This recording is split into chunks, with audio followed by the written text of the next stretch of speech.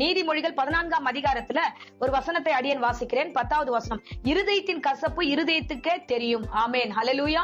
இருதயத்தில் இருக்கிற கசப்பு இருதயத்துக்கு மட்டும்தான் தெரியும் அப்படின்னு இந்த வேத வசனத்தை வாசிக்கும் பொழுது எனக்குள்ள சில காரியங்கள் ஆவியானவர் பேச ஆரம்பித்தார். பாருங்க, இன்னைக்கு நாளில நமக்கு யாராவது பிடிக்கல, இல்ல யாராவது நமக்கு பேசுற காரியம் சரியா தோணலைன்னா, அவங்க நம்மள திட்டினாலோ, இல்ல அவங்க பண்ற காரியம் நமக்கு பிடிக்கலனாலோ, இல்ல அவங்க நம்மள அசிங்கமா பேசினாலோ, இல்ல நம்மள இக்னோர் பண்ற மாதிரி, ஏதாவது இன்சல்ட் பண்ற மாதிரி, இந்த மாதிரி காரியங்கள் மத்தவங்க நம்மள பண்ணும் பொழுது நமக்கு என்ன தோணும்னா, அவங்க மேல ஒரு கசப்பு வந்துரும். இவங்க என்ன இப்படி இருக்காங்க, இவங்க நம்மள இப்படி எல்லாம் பேசுறாங்க, இவங்களுக்கு என்ன ரைட்ஸ் இருக்கு, சோ எனக்கு இவங்க எல்லாம் பிடிக்கவே இல்லை அப்படின்ற ஒரு எண்ணம் வரும். இது இயற்கையானது, இது எல்லாருடைய மனதளவிலும் வரக்கூடிய விஷயம். ஆனா இன்னைக்கு அந்த கசப்பை குறித்து, நீங்க மற்றவங்க மேல வைக்கிற கசப்பை குறித்து, மத்தவங்களோட சண்டை போடுற அந்த கசப்பை குறித்து கடவுள் பேசல.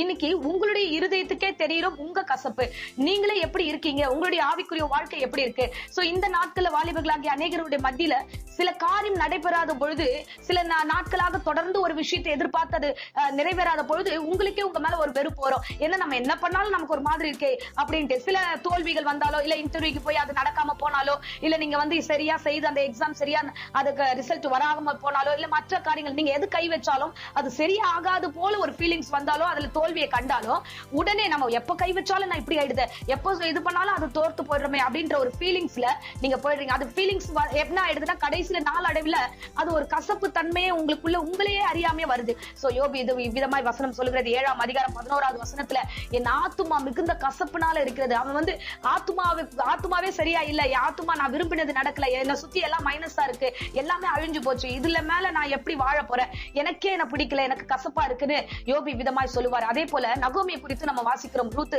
2ஆம் அதிகாரத்துல நகோமி குறித்து வாசிக்கும் போது அங்கே அந்த சகோதரி சொல்லுவா, நீங்க என்ன நகோமின்னு சொல்லாதீங்க, என்ன மாறான்னு சொல்லுங்க, ஏன்னா என் வாழ்க்கை கசந்து போயிருக்கிறது. அல்லேலூயா. அன்பு பிள்ளையே, இந்த நாளில நம்ம எப்படி இருக்கிறோம்னா, நமக்கு நிறைவேறாத காரியங்கள், நமக்கு தெரியாம ஒருவேளை தோல்விகள் நம்முடைய வாழ்க்கையில் நடந்துட்டா அது நிமித்தமா சோர்ந்து போய் கசந்த வாழ்க்கை குறித்து கலக்கத்தோட இருக்கிறீங்க. இன்னைக்கு கர்த்தர் உங்களோடு பேசுகிறார். அல்லேலூயா. இந்த யோபு ஆகட்டும், யோபு தன் வாழ்க்கையில வந்த கசப்பை குறித்து பேசினாலும் அவருடைய கசப்பின் காரியத்தை ஆண்டவர் மதுரமாய் மாற செய்தார். சோ தோல்வி ஒரு பக்கம் இருந்தாலும் இரட்டத்தனையான ஆசீர்வாதத்தை யோபுக்கு கர்த்தர் கொடுத்தார். அதே போல நகோமியுடைய வாழ்க்கையில பாக்குறோம், என் வாழ்க்கை கசந்தது, என் வாழ்க்கை கசந்தது அவங்க சொல்லிக்கிட்டே இருந்தாங்க.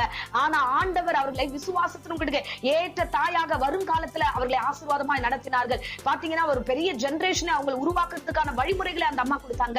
பாருங்க, இன்னைக்கு இந்த பிரசங்கத்தை கேக்குறீங்களா, உங்க வாழ்க்கை கசந்து போயிருக்கா, உங்க லைஃப் கசந்து போயிருக்கா, உங்களுடைய இந்த இளமை காரியத்தை குறித்து என்ன எல்லாருமே ஏமாற்றுறாங்க, எல்லாருமே என்ன இப்படி பண்றாங்க, என்ன என்கிட்ட யாருமே சரியாவே பேச மாட்டாங்க, சரியா என்கிட்ட லைஃப் குறித்து ஒரு வார்த்தை சொல்ல மாட்டாங்க, எனக்கு என் வாழ்க்கை கசந்து போயிருக்குன்னு இருக்கீங்களா, இன்னைக்கு கர்த்தர் உங்களோடு கூட பேசுகிறார். நிச்சயமாகவே உங்களை உயர்த்த அவர் வல்லமுள்ள தெய்வமா இருக்கிறார். அல்லேலூயா.